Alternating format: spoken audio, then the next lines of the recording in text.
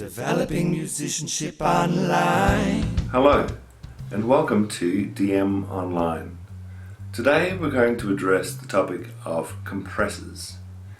This is quite a complicated area, and in GarageBand it's not particularly easy to understand because the compressors they've included have taken away quite a bit of information and just given you numbers, which don't make a lot of sense if you don't really understand the idea of compression. So I'm going to walk you through where to find compressors, and I'm going to walk you through what they look like if you go to a different piece of software, and I will also just talk about the idea of compression itself.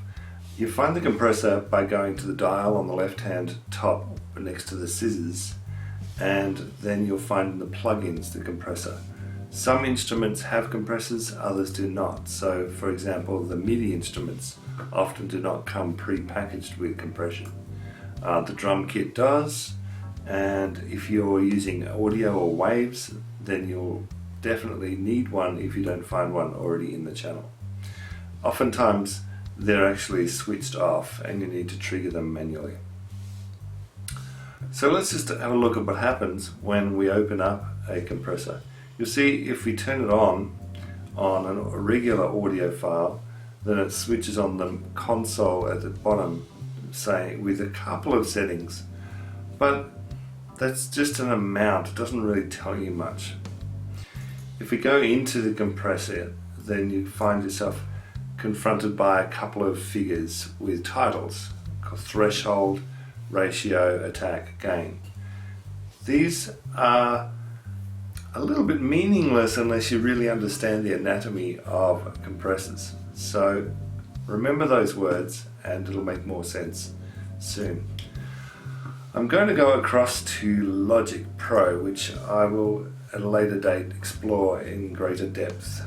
But for the moment, I've opened up a compressor in Logic Pro. And you see it says VCA snare. Now this compressor is actually accessible in GarageBand if you look up the presets for the compressors. But what you don't get is you don't get this console with a lot of the other information. So if you're serious about your sound, you really need the things like the meter and the graph and these delicate adjustments to get the most out of your compressor.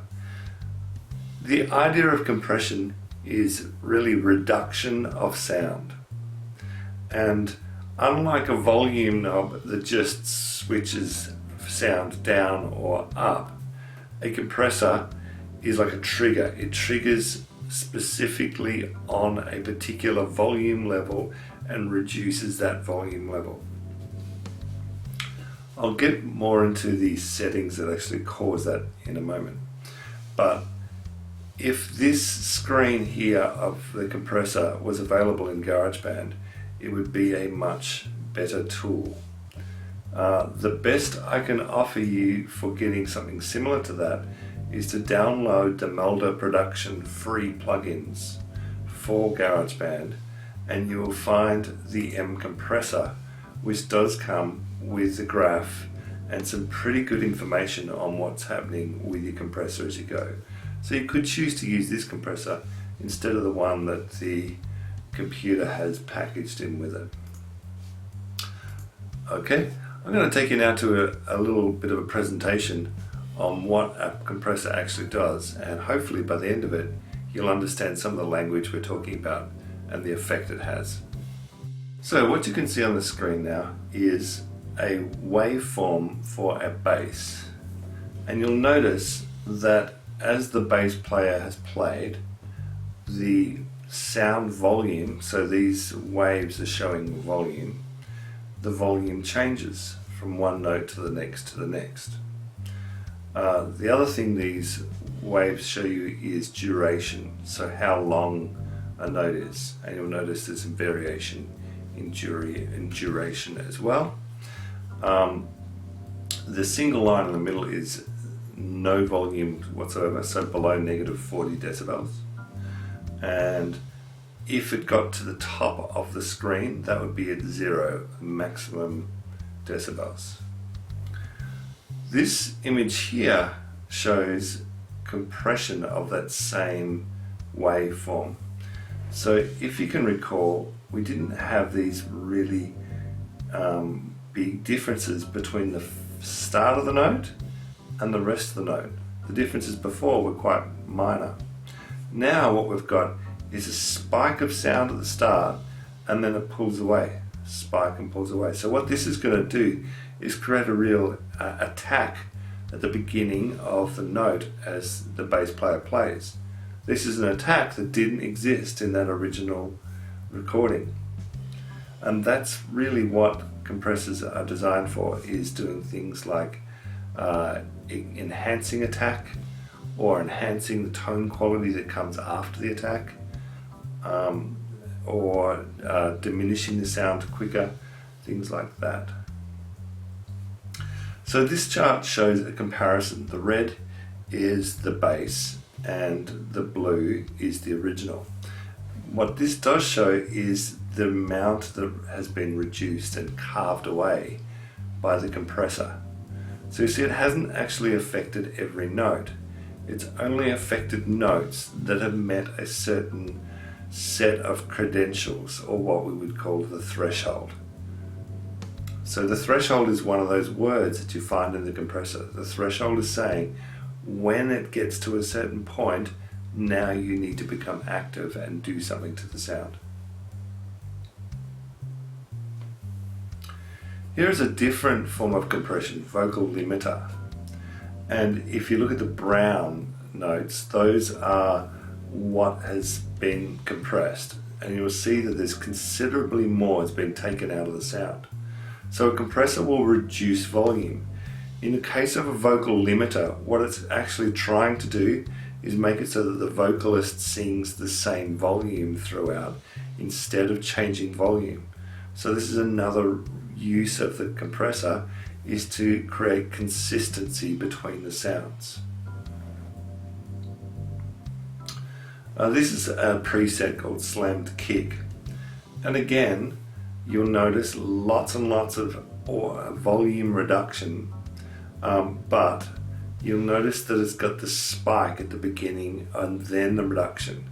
So what they've achieved here is an attack, so we're going to get that hard hit that we would expect of a kick drum, but then we're going to get it at the same volume all the time instead of the kick drum changing volume from one part of the song to the next.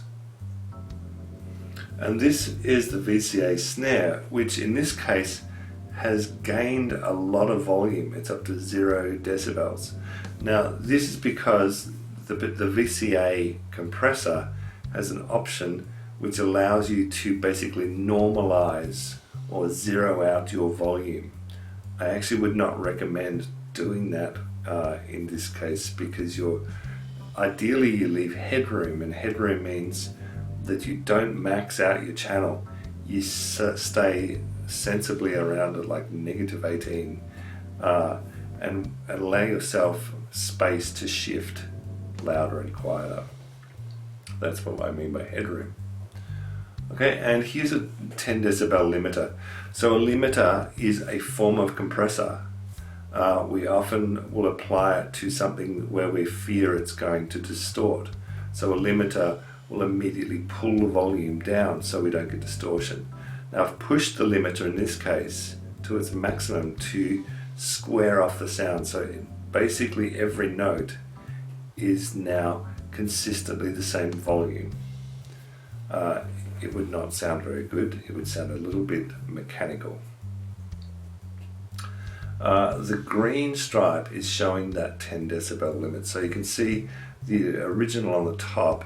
You can see how it's trimmed back and knocked out a lot of the volume from some notes, but then other notes have actually been increased because of the threshold. And this is what would be affected if we reduced that limitation to 5 decibels instead of 10 decibels. I'm talking about -5 as opposed to -10. Okay, so these 4 waveforms are exactly the same note. but with different treatment from a compressor. What's not included in this table, the VCA snare had the limiter on to push the volume back up again. The others do not have the limiter set to 0, so this other one was the last one we looked at, so it was set to -10. Here are some other words that we need to familiarize ourselves with. So knee, ratio, attack, release, and makeup. These are common words you're going to find on your compressor. Okay, compressors that are good have a table, and let me explain this table to you. So the very first example means that there's 0 compression. So what this table represents is what's going to happen each time a note is struck. It's going to turn this algorithm on to do something to the sound. So in the first case, the output, which is the top triangle, is equal to the bottom triangle. And this will be a ratio of 1 to 1. So as you increase the ratio number, so 1 to 2, 1 to 4, 1 to 8, this top part of the graph is going to be reduced and reduced more and more. So if we go to the example at the end where the 10 decibel limiter is, this has also got a very high ratio. You can tell by the flat line that comes off from what we would refer to as the knee. The knee is the point at where it changes direction. Okay, so we've got 0 gain, 0 loss, and then as these lines come down, you're getting loss from the point where the knee bends. So in the case of bass heavy, the threshold has been set at -22. So that's where the knee is. The knee is at -22. Therefore, anything that goes over the volume of -22 is going to be impacted by this device. Anything quieter than -22 will not have any impact whatsoever. It'll remain the way it was recorded. In the black one, you can see how the line is now sitting much further off the corner of the graph than before. That's because the actual makeup gain has been turned up, so it's reducing volume, hence it's being squished into a square from something that had an attack. But now the makeup volume has been pushed up, so you're actually getting more in your volume than you would have before. You're increasing in volume. Most of the time we decrease the volume of our tracks. And finally, the 10 decibel limiter. So we've lost volume here. The threshold has been set at about -12. The ratio is high, so that we've got that strong line off to the side.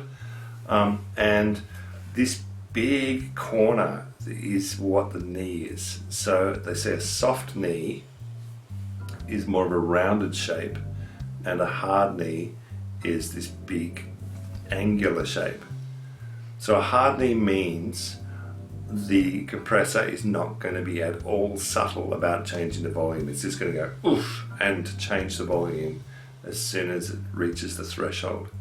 The soft knee means I'm going to creep in a little bit so that I'm subtle and not being super obvious about how I'm adjusting the volume. So the subtlety and the natural compression comes from a soft knee. These do not deal at all with the timing that the compression happens in. So the timing, this graph here really shows you the attack and release elements. So the red is the compressed and the white is not compressed. The threshold of the compression is shown in green, but due to the makeup of being a reduction in volume, the actual compression is quieter than it would have been had the threshold been where it is now and the makeup been at 0. So you can use the makeup to increase and decrease the actual volume of the track. What you tend to do is you're bringing up the quiet bits when you use makeup, and therefore you're going to square off your waveform and it's going to become more consistently the same volume. Okay, so attack means how long will the compressor take to start doing its compression when you reach the threshold. So when the volume gets to -22, how long is it actually going to take to start decreasing that volume based on what you've asked it to decrease to? And then the release is the same but the opposite. Now where this is important is if you want attack and then you want diminuendo or diminishing of the sound volume. If you want attack and then diminuendo, you need to actually make your attack time later so that when it meets the threshold, it leaves that bit alone, doesn't touch the first spike, and then comes in later to terrace or to reduce the volume afterwards. That way you're going to get a ping. If you put the attack earlier, then as soon as it reaches that point, it's going to try and reduce everything from that point. It takes a bit of juggling, and my suggestion to you is this: use the automatic settings, but adjust your threshold to the point where you feeling you're getting compression without it sounding unnatural. We could spend many years going over compression. It is a complicated device to use, and it takes a lot of fine adjustments, including mathematical equations on how long your attack and release time should be when you're dealing with things that have beats where you want to only adjust the length of a quarter note and you don't want to affect the next note. So there is more to it than what I'm telling you today, but in GarageBand, with the limited amount of information you get, the automations are probably about as far as you need to go with your compressors. So that's compression. It's something that's sitting all over GarageBand but mostly switched off. If you feel you want to try out some compression and see what it does to your playing, by all means switch it on and have a play around with it. Or even better, update to Logic Pro and start using some slightly more higher end software to process your sound, because it will make a big difference if you get a grip on it. Okay, that's all for me today. I'll see you next time. Thanks for joining me. Bye-bye. DM, developing musicianship online.